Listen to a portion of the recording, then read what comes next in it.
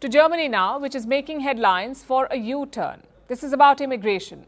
Germany now wants tougher immigration measures. Chancellor Olaf Scholz announced it. They'll make it easier for Germany to deport migrants. And it's a far cry from Germany's old policies, pro-refugee policies, implemented by former Chancellor Angela Merkel. And Germany's case is not unique. It's part of a larger trend we are seeing across Europe. On Monday, Italy proposed a migrant plan. Prime Minister Giorgia Meloni is shipping them off to Albania.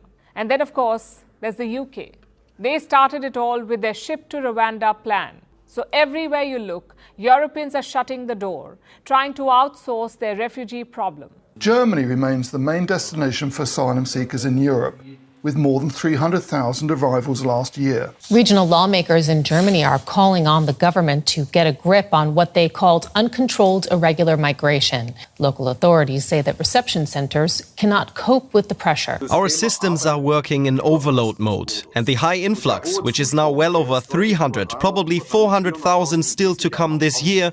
He wants fixed border controls, the likes of which have been imposed on the southern German border since 2015. The number one migrant destination in Europe, in a shocking change of migration and asylum policies, has left illegal migrants with one less country to run to.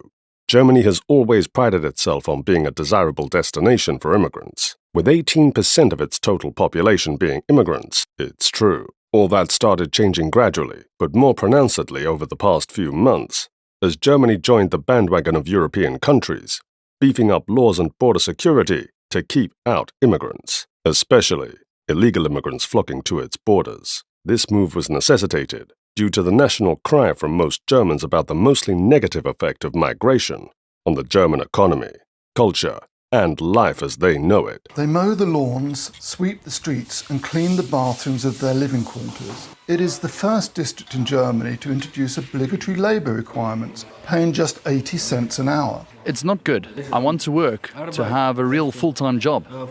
That would be nice. It's better than sleeping all day, but you know here in Germany the minimum wage is 13 euros an hour. We do this for 80 cents. Migrants risk losing 180 euros of their monthly social benefits of 460 euros if they refuse the work. The card does not work everywhere. I often want to buy a coffee or some clothes in a neighbouring town, and the payment doesn't go through.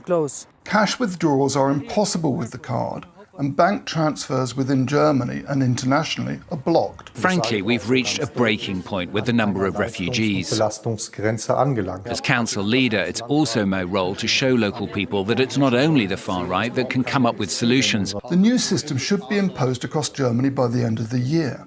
But regions facing big swings to the far-right AfD party in the September local elections have been the first to implement it. It's amazing to see what financial aid these migrants get, while pensions remain stagnant.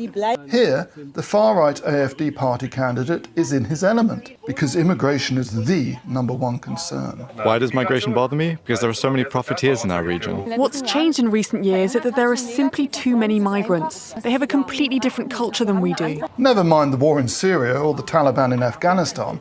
He thinks migrants should be sent home. Syria and Afghanistan are not countries in crisis, particularly not Afghanistan. The same applies to Turkey, where large numbers of asylum seekers come from. Send them home. That's what we're campaigning for. It is a viewpoint that is becoming increasingly normalised. On the ground, their concern is palpable. This anti-migrant atmosphere is scary. We feel it on the street, we see it on campaign posters. Many people who arrive are asking us if the far right is already in power and if they should be worried. The regional head for integration in Thuringia says the hardening of refugee policies above all reflects a shift of the political debate towards the extreme right.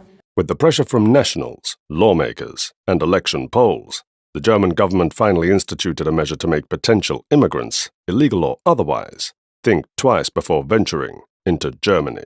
Chancellor Olaf Scholz and his state counterparts agreed in November last year to a debit card scheme for asylum seekers that would restrict cash benefits to transfers for only local purchases. The scheme is quickly being implemented by most cities and municipalities in Germany, leaving asylum seekers unable to carry out international transactions and send money back home. That isn't all. The German nation is no longer allowing immigrants to freeload while waiting for the fate of their applications to stay. They are now obliged to do up to 4 hours of community service daily for an hourly allowance of 80 cents, a far cry from the 13 euros an hour paid as the minimum wage. Germany's stance is simple. Go home if you don't like it. Migration and the economy are the top of the list of concerns for Germans. That's according to the latest numbers from the polling institute Infratest DMAP.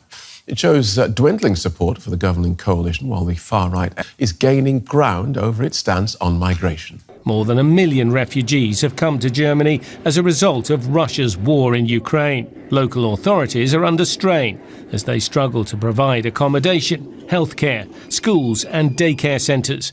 Opposition parties are sounding the alarm. We have to solve this problem, dear friends. It shows only just over a quarter of Germans think immigration brings benefits, while nearly 2/3 think immigration causes problems. That's higher than it's been in recent years. A further problem for the government is an increase in the number of migrants arriving via Poland and the Czech Republic. That has prompted a U-turn from Interior Minister Nancy Faeser, who long opposed more fixed checks on Germany's normally open frontiers. In Germany, the government is meeting this week to discuss new measures to more easily deport migrants whose asylum application was rejected or who have been convicted of certain crimes. It's a controversial topic in some areas of Germany, but not in parts of the east.